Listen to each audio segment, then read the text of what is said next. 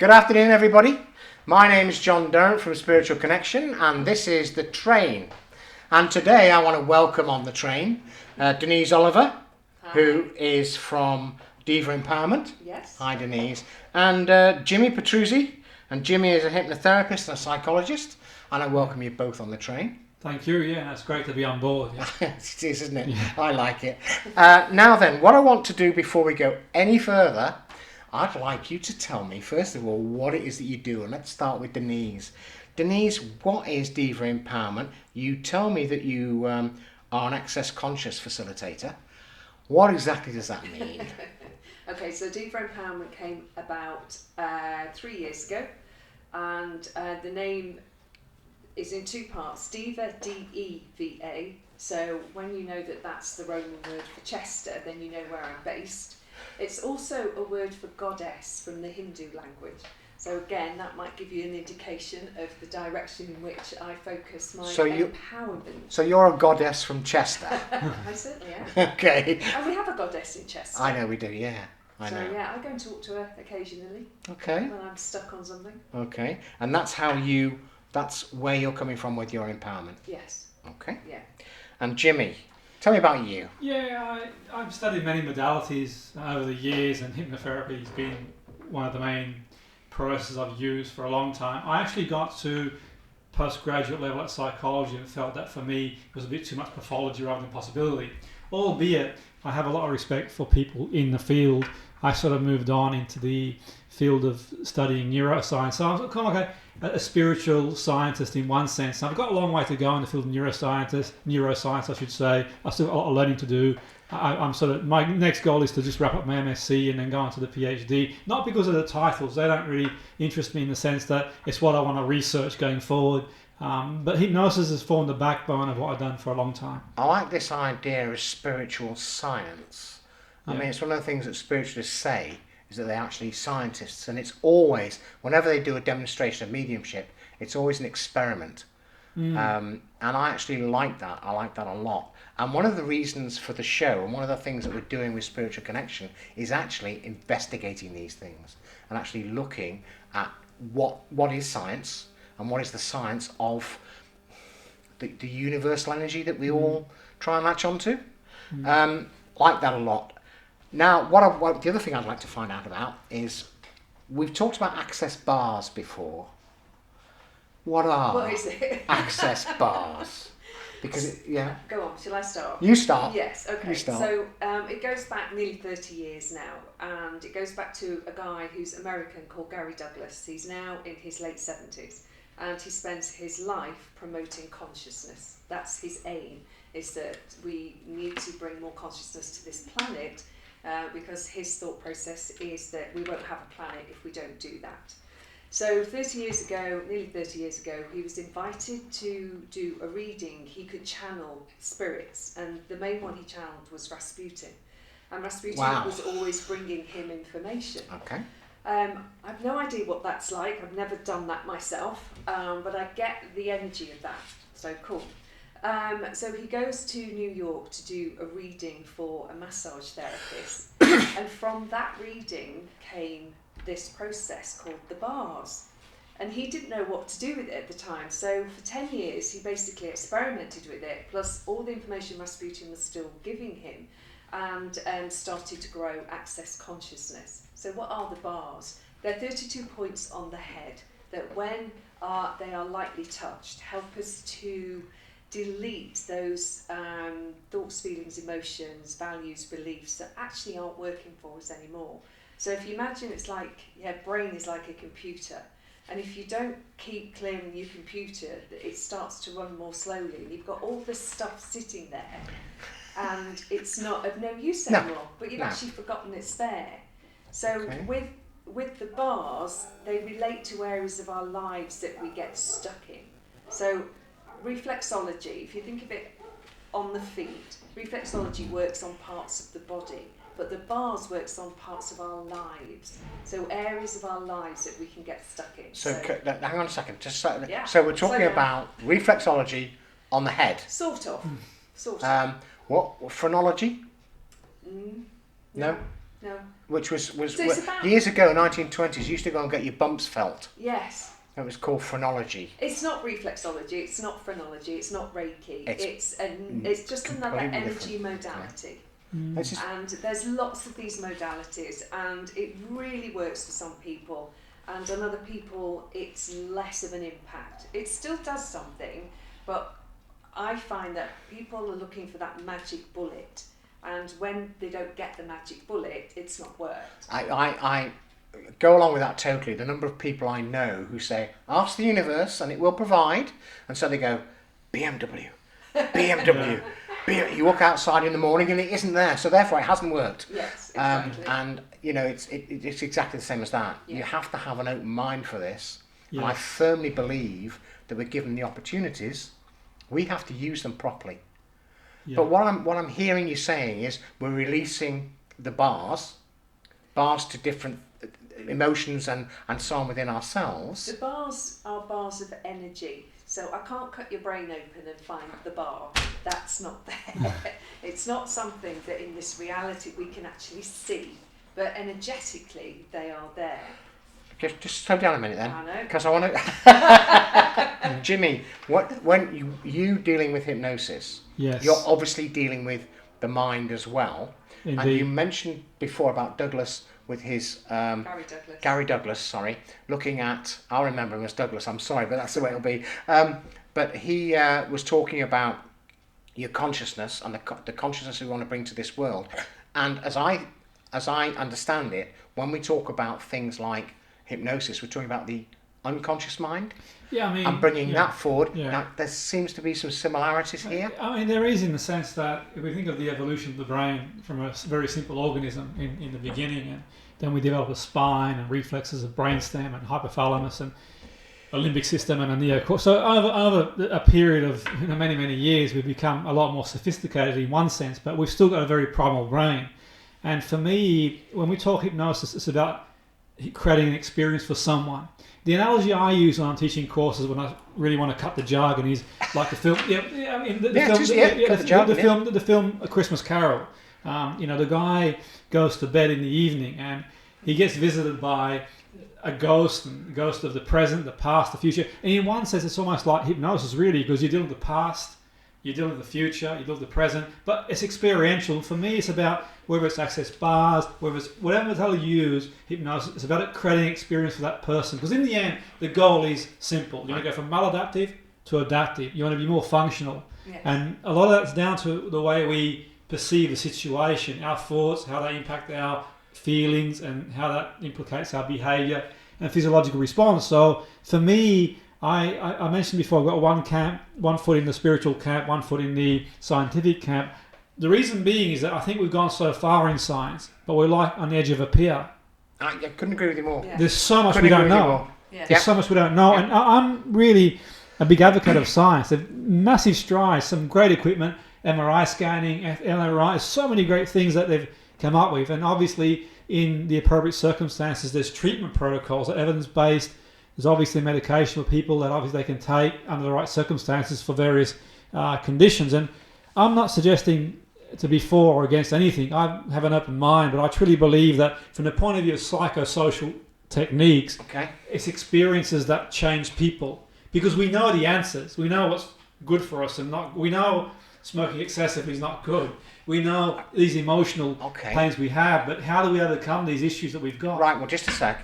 You just mentioned something there, and one of the things that people talk about is let's use hypnosis and stop smoking, or let's use hypnosis and lose weight, thank you, or whatever. I mean, what's your view on that?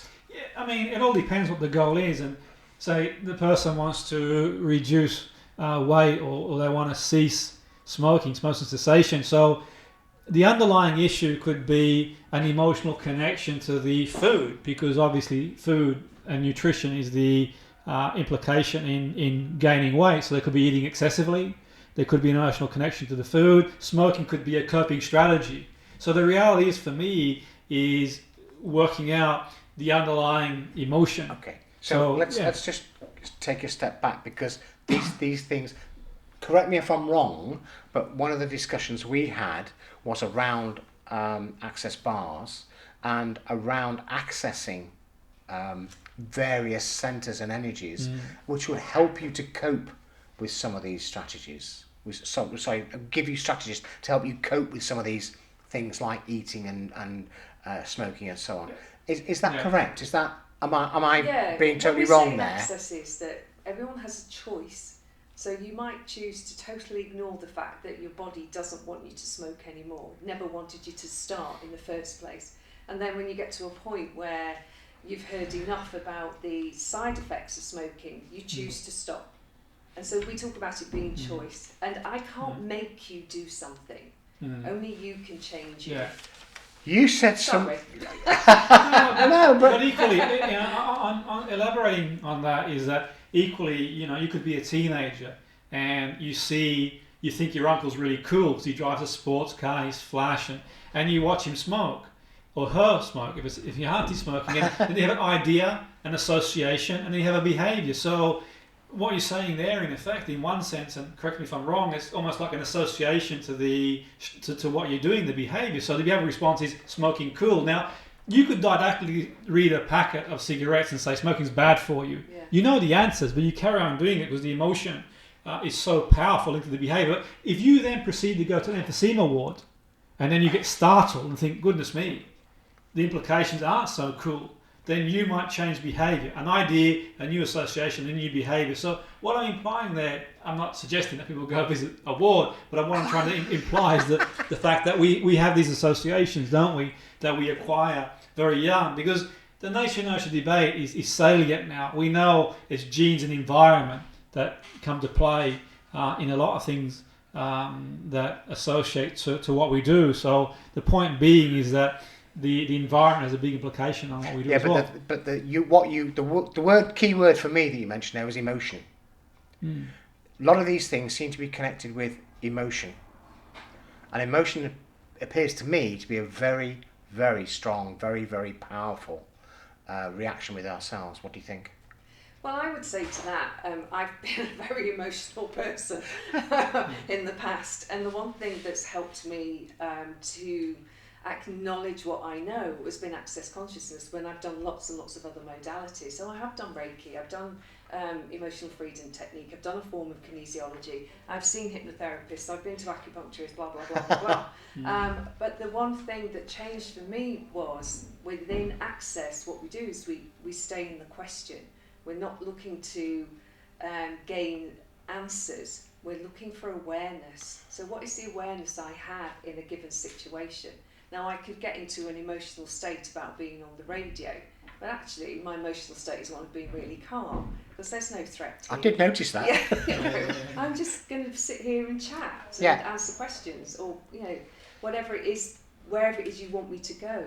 And I'm okay with that. But at one time I wouldn't have been. At one time I'd have got here an hour early, paced the block, cried my eyes out, done all of that. Because I had these unreal expectations of what was expected of me. And again, that comes back to it's how we appraise a situation, childhood, family, and all of that. Our perception of the given situation. And when we talk about hypnosis, we can reappraise a situation. So I might have seen and perceived something in a certain way, and that had an implication on me emotionally, behaviourally, and physiologically. But then I perceive it differently. It's a little bit like the analogy is, John, where if you were to say walk at lunchtime in Liverpool and you saw someone that you sort of fell out with last week, a really good friend of yours, and if this person you saw who was a really good friend of yours, who you sort of had a bit of a fallout last week, ignored you, then depending on the place that you're in emotionally, you might sit back down here and think, what's going on? What have I done wrong? And then you might then think, why is he ignoring me, or she ignoring me? Did they not like me no more? Then you feel frustrated, angry, upset, and you text them a narky text, and physically your heart rate. But then if you go and speak to someone and say, well, what are your thoughts? And we go back to the question, and have you thought they might not have seen you? And so you're in the question. Well, precisely. Always. Yeah. And then you might go back and say, well, actually, I saw you walking in Liverpool. Are you okay? They might say, well, I did, John. I ignored you. But you can't control that. But they might just say, no, I didn't see you. Yeah, but they say, I did see you, John, and I ignored you. Well, but you're in the position to say, well, why was that? Well, precisely. And that would be another... so then you are owning something up. But equally, they might turn around and say, I didn't see you. So there's many permutations. But you've made that You're then ruminating on and stewing over an assumption that might or might not be wrong. Yeah. And we go back to the question where a lot of these things that we do are based on the hypothesis of what might happen in the future. And we know that a lot of things that we worry about, they never happen. If they do happen, we can't control Well, anyway. this takes us back to the thing. If today is the tomorrow we were worrying about yesterday, and it hasn't happened, so why are we worrying? Yeah. Which is easier said than done. Which brings me back to emotion. Yeah. Emotion is an incredibly strong force. Well, it drives behaviour. It has a fuel for the fire behaviourally. But the better place that you are emotionally, the better place you are emotionally, the better you're going to handle things. In the sense that, okay, if you're able to process things and think, okay, I'm more neutral, the person's walked past me, I'll send them a text politely. But if you're frustrated, angry and upset, and there's a place to be Send angry. them a nasty text. Yeah, precisely. But there's a place to be angry and upset because a lot of people have done great things from anger and frustration. We could go back to Luther King, Rosa Parks. Some big things have happened from anger in the sense that, but it depends what we do behaviourally. Now, do we have the strategies in place to do the right thing? Because we know sometimes we get into a state and someone spills a drink on you when you're out in a bar.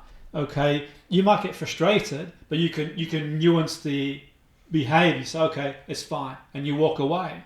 Because the implications of striking that person are far greater in proportion to what's happened. And that's where the emotions come in for me. And that's where talking to people like yourself is really beneficial because I can offload. And I might not be solving all the world's issues, but what I'm at least doing is dissociating from my pain, which I think is only a good thing.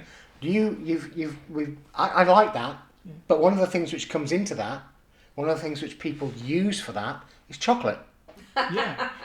And He's got a point to this. I have a point to this, but one of the things that comes into this is chocolate. People will eat chocolate. Yeah, no, absolutely. It's a really good thing to calm you down. Now I know that you actually do a chocolate empowerment. I do. How does that work? So chocolate empowerment is aimed at women primarily. Oh. I know, but guys can come along as well. I don't differentiate, but women tend to get something from chocolate that men don't. Men tend to, it's said, prefer the more salty end of things like peanuts and stuff. So I could do peanut empowerment. Okay. That's not a problem. Should we go for peanut empowerment? The empowerment part of it is about women have such crap body image. It doesn't matter how thin they are, how tall they are, they just never like themselves. So through the medium of chocolate that I lay out in front of them, I get them to look at it, to taste it, to smell it, to what do they see, and then we go through... Forget the women, I want to do this. We go through all these different sets of chocolate, but what I'm asking them all the time is, who eats, you or your body? And they look at me like, what? It's like, who eats, you or your body? And by the end of it, they get what I'm talking about, because actually we tend to eat. We never ask our bodies. We don't include our body in the actual connotation of that. So body, what would you prefer right now? Body, what would you like to eat? So what I do at the end is, so I give them 6 different chocolates to try. I'm definitely coming to yours. One of which I make. And then at the end, I have 8 numbers. And I say, okay, I want you to ask your body if it wants number 1. And they're like, but what is number 1? Ask your body if it wants number 1. And I put that down. Okay, ask your body if it wants number 2. And then I work through the numbers to 8. And then someone goes, but we only had 6 chocolates. It's like, yeah, that's right. There were only 6 chocolates. So what might the other 2 be? And then I go through them and I tell them, and they've written down 1, maybe 2, maybe 3 of these different things. And it's often not what they think it's going to be. So I choose 2 different, every time I do the talk, because people come back time and again because they want to know a bit more about themselves and how this is going to work with their body and what questions to ask, and if I got a new question they can ask their body and things like that. Have I got another body? And then one of the questions is, behind one of the numbers is nothing, my body wants nothing, or my body wants water, or my body wants strawberries. But they don't know what I've written down, they don't know that. but their body does. There's an energy exchange between us that the body gets. Right. You have given me several things there. What I'm hearing here is, correct me if I'm wrong, but it sounds to me a bit like NLP. Yeah, I mean, That's one. Hang on a second. That's one thing. Then the second thing in there is you mentioned the word energy. Every single time I've had people on this train, it might take 5 minutes. It might take 20 minutes. We come up with energy, and that's where we are at the end of the day. I mentioned to you about NLP, and you I'm sorry I cut you off. I didn't mean to. No, Jimmy. no, that's okay. No, I think that NLP. It was developed by Grinder and Bannerland. Yeah. It modelled Milton Erickson, Virginia Satir, Fritz Perls, and so on. Cutting a long story short, anyway. But like you says there, I mean, there is the concept of how we associate the concept of submodalities in NLP world, where our finer representation. So, because of time, I'm going to go straight in. The media have a lot of association to the corporation. So we talk about the way we perceive certain situations. So let's say chocolate, for example. Our perception of chocolate, what we see, what we hear, what we feel when we think chocolate, is perceived in a certain way, an emotional connection to it. Let me give an example, sort of for simplicity. I have a woman one time who had, when she'd get home from the evening, the first things that she would do in the evening, she's a very high-powered businesswoman. The first thing she'd do when she got home in the evening, she would raid the fridge for chocolate cake.